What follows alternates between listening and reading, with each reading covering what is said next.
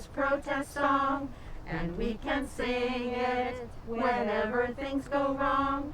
It's got no purpose except to protest, so we sing it loud and sing it strong.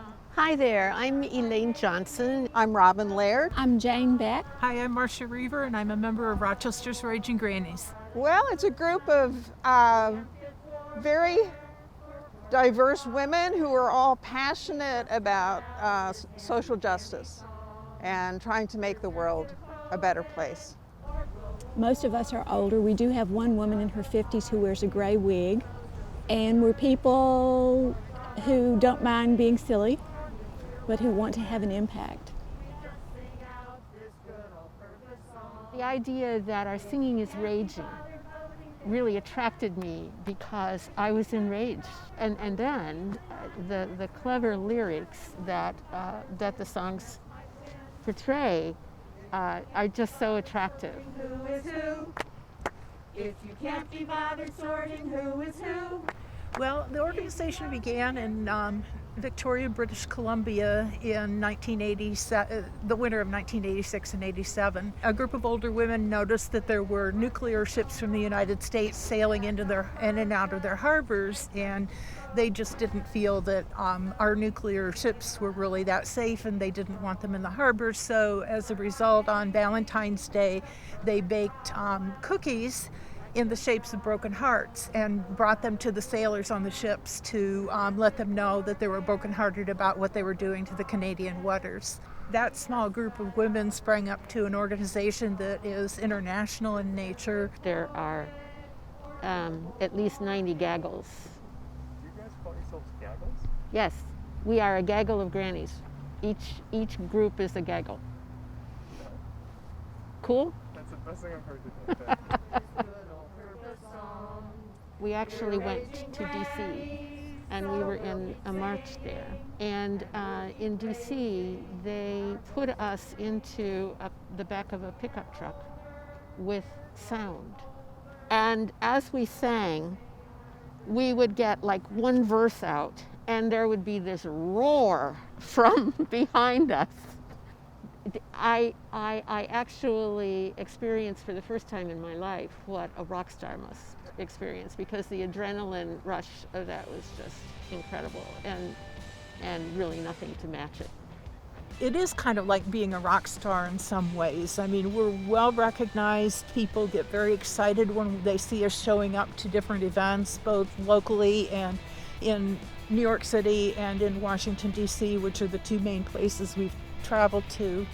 And it is a good feeling that we are well accepted as a part of the movement, and very glad to see that younger people are now taking on the leadership roles, and we can fall into what our role has always been. We are not the movement, we just bring visibility to the movement.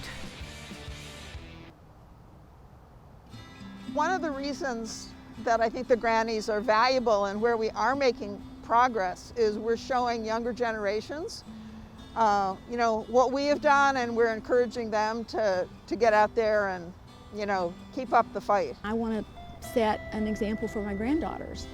You don't stand by while injustice is being done. You must stand up and you must do, and that's important to me. It's been really exciting to see the younger generation take the lead. And the Grannies have sung at some of the climate rallies that have been organized by the high school students. And we certainly don't want to organize it for them or be there for them. We want to support, be allies for the Black Lives Matter group. We want to be allies for the young people who are working for climate change, and that everybody needs to support everybody else. But there are times for some people to be in the lead, and then there are other times when you step back and you're just in a supporting role.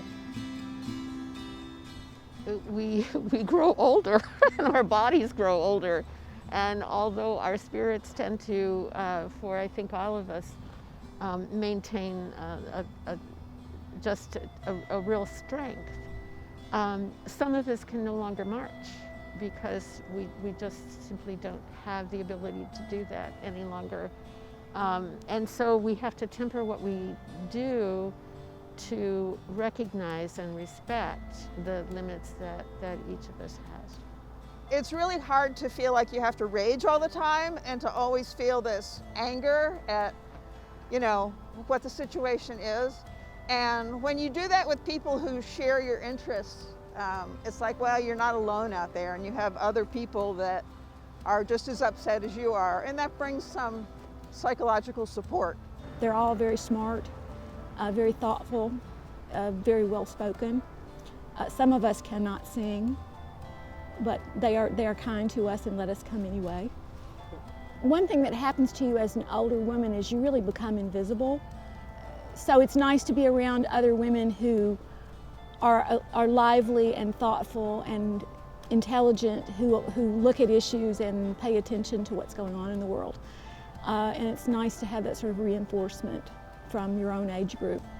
We as the Raging Grannies will continue because there will always be. There will always be turmoil, there will always be disagreement, there will always be injustice. And hopefully there will always be wise women who need to speak out against it.